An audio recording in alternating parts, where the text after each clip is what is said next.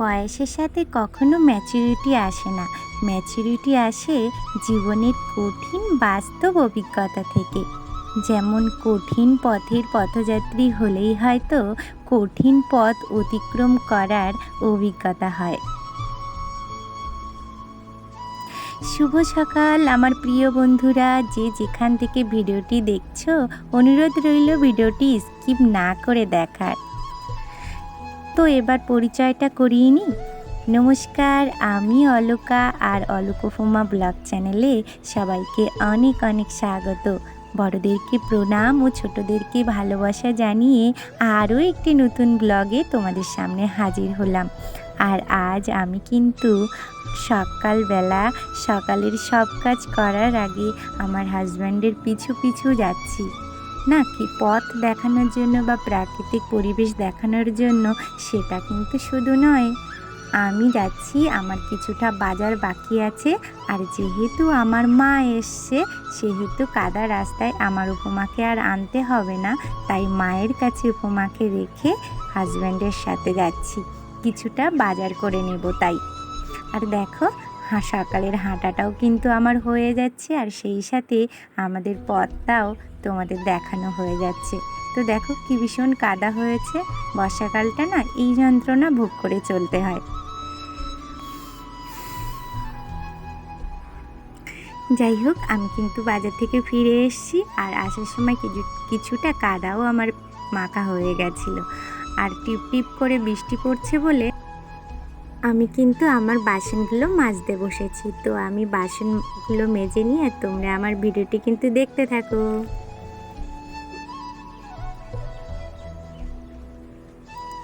আমি বাসন মাজি। আমার মা জল ঘাটতে না খুব পছন্দ করে। তো টিপ টিপ করে বৃষ্টি পড়ছে বলে ও বারবার বায়না করছে কলের মধ্যে চলে আসবে। কিন্তু কি বলো তো, এই বৃষ্টিটা যদি সকালবেলায় বাচ্চাকে ভেজানো হয় বা আমার উপমা ভিজে যায়, তাহলে তার অসুখ হবে। সেটা কি আর সে বোঝে? সে কিন্তু বারবারই আমার কাছে বায়না করে চলেছে যে মা আমি ওখানে যাব।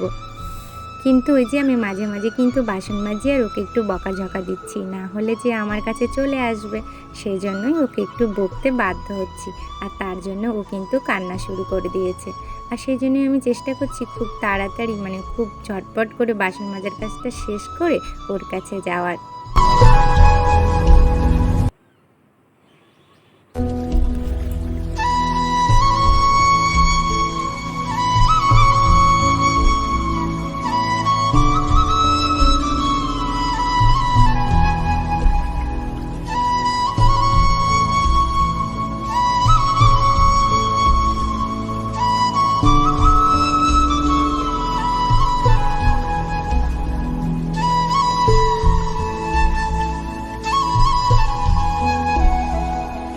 দেখো, আমার বাসন মাজার পর্বটা শেষ হয়েছে।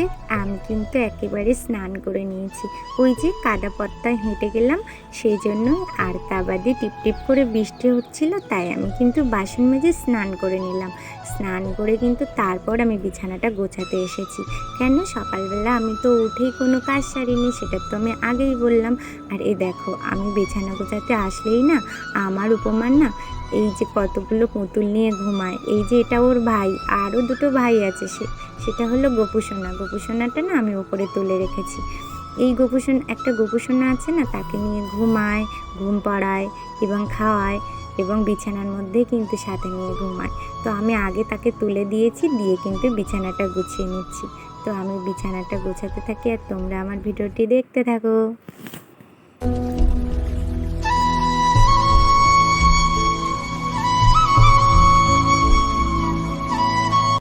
তো বিছানাটা গুছিয়েই কিন্তু আমি ঠাকুর পূজাটা দেব। বাসি বিছানাটা রেখে ঠাকুর পূজাটা দিতে ইচ্ছা করলো না। আর এই দেখো, আমার কিন্তু পূজা দেওয়াটা হয়ে গেছে। আর এই যে দেখছো, এই গপুটাকে নিয়ে কিন্তু আমার উপমা ঘুমায়, খাটের মধ্যে শোয়ায় তাকে। তার একটা ছোট্ট বেডও করে দিয়েছি। এই যে দেখছো গপুটা, আর এই জামাটা কিন্তু আমার কাছ থেকে বানিয়ে নিয়েছি। যাই হোক, আমার পূজা দেওয়াটা কমপ্লিট। আর এই দেখো, এখন কি বলো তো, এটা কি তৈরি হবে বলো তো? তালের বড়ি তৈরি হবে। আর এই যে দেখছো, এগুলো হচ্ছে তালের থেকে তালের নোদা।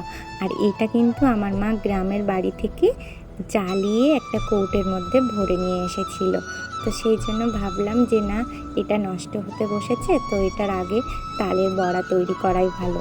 সেই জন্য কিন্তু দেখো মা আর মেয়ে দুজনে কিন্তু তালের বড়া তৈরি করার জন্য রেডি করছি। আর এর আগে কিন্তু রান্নাটাও সেরে নিয়েছি। আজ রান্নাতে বিশেষ কিছু ছিল না, তাই তোমাদেরকে দেখালাম না, কারণ আজ নিরামিষই রান্না হয়েছে। তো দেখো এই রান্না করার পর কিভাবে তালের বড়াটা বানাবো সেটাই তোমাদের সাথে শেয়ার করার জন্যই কিন্তু দেখাচ্ছি।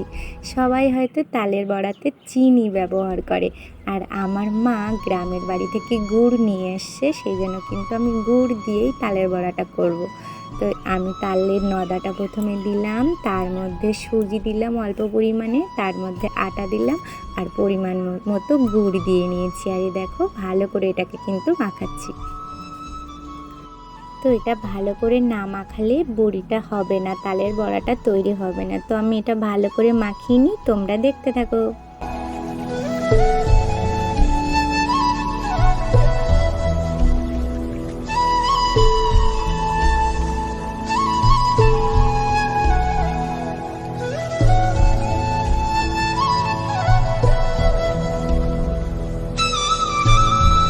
জানো তো এটা বড্ড বেশি শুকনো টাইপের হয়ে গেছে, কেন বলো তো? ওই যে তালের নদাটা চালিয়ে নিয়ে এসছে বললাম না মা গ্রামের বাড়ি থেকে, সেই জন্য কিন্তু শুকনো টাইপের হয়ে গেছে।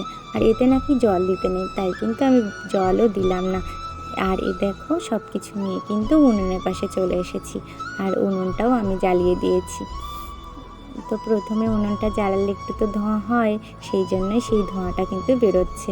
আর একটু ধোঁয়াটা বেশি সহ্য করতে হচ্ছে, কেন বলো তো? ওই যে দেখছো আমার উনুনের সামনে একটা ছোট্ট মানে ফুকোর মতো আছে, ওটা কিন্তু আমার পাইপ লাগানোর জায়গা, কিন্তু পাইপটা এখনও আনতে পারিনি, ওই জন্য কিন্তু ধোঁয়াটা আমাকে সহ্য করতে হচ্ছে। আর এই দেখো আমি তালের বড়ি করার জন্য কড়াইতে কিন্তু তেল দিয়ে দিলাম। দেখো প্রথমে কিন্তু একটা বড়ি দিয়ে প্রথমে এটা উনুনের পাশে দিতে হয়, এটা মা বললো যে প্রথম বড়িটা উনুনের পাশে দিতে হয়, তাই প্রথম তালের বড়াটা কিন্তু উনুনের পাশে দিলাম মা চণ্ডীর নাম করে। আর এই দেখো বাদ বাকি বড়া কিন্তু কাটা তৈরি হয়ে গেছে, এখন দেখা যাক কেমন হয়। তো আমি তালের বড়ি মা কিন্তু তালের বড়িটা প্রথম দিচ্ছে, আর আমি কিন্তু ভালো করে দেখে নিচ্ছি, আমারও কিন্তু খুব ইচ্ছা করছে তালের বড়িটা কিভাবে মানে কেটে কেটে দিচ্ছে, সেটা আমারও দিতে ইচ্ছা করছে। যাই হোক আমি প্রথমে দেখা যাক প্রথমবারটা কেমন বড়ি হয়, তো তোমরা দেখতে থাকো। আর জানো তো আমার না তালের বড়ি তুলতে গেলে তো ঝাঁঝরি লাগে, ঝাঁঝরিটা আমার মানে বের করেছিলাম তালের বড়ি বানানোর জন্য, হঠাৎ আমার বৌমা তার উপরে এমনভাবে চাপ দিয়েছে যে ঝাঁঝরিটা ভেঙে গেছে। তো কি হবে, এদিকে তো সব রেডি, আর আমাদের এখান থেকে বাজারটা তো একটু দূরে, সেই জন্য কিন্তু আর ঝাঁঝরির অপেক্ষা না করে হাতে দিয়েই বড়িটা তোলা শুরু করে দিলাম। তো তোমাদের এটা কেমন লাগলো কমেন্ট করে জানিও। আর এই দেখো মা করছে, আমি কিন্তু চলে এসেছি বড়িটা তুলতে।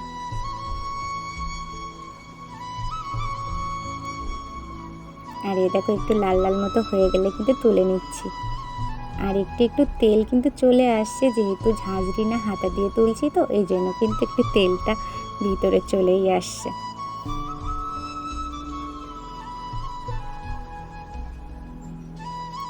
আর এই দেখো এতক্ষণ মা দিচ্ছিল, আমি কিন্তু মায়ের সাথে একটু দিয়ে নিচ্ছি।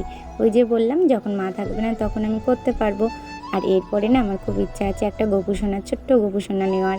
তো যখন গোপুসোনা আসবে, গোপুসোনার তো জন্মদিনে তালের বড়ি বানাতে হবে, তো এখন আমি শিখে নিলে তখন একাই বানাতে পারবো, সেই জন্য কিন্তু শিখে নিলাম। আর এই দেখো এই এতগুলো তালের বড়ি হয়েছে, আরও কিছু বাকি আছে।